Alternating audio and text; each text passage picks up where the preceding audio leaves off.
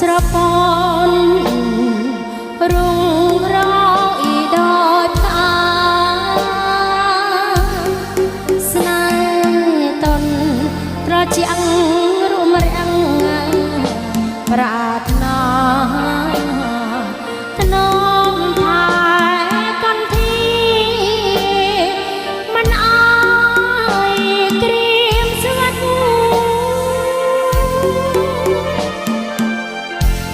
បរិយ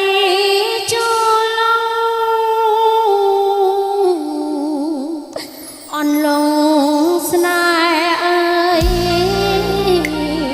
មានតែអ្នកហើយដែលដឹងរឿងពិតអូនប្រកលប្រានឹងផ្ញើជីវិតសប្បាយអានងកុំកិច្ចកាយឡើយ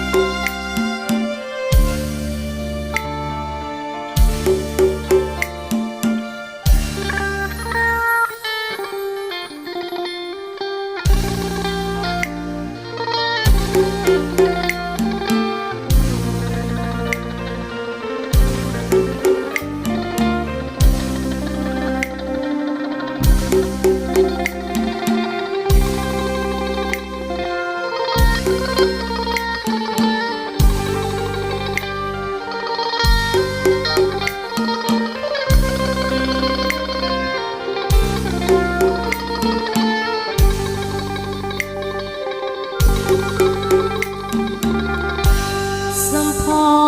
រកជាតិព្រៀបបានទ្រង់អនដែលធ្លាប់មកស្រពន់រងរងអ៊ីដោយផ្កា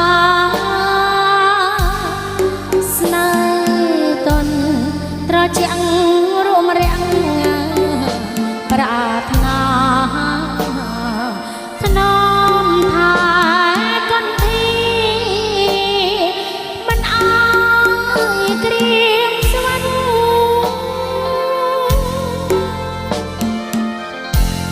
បរិយចូលឡងអន់ឡង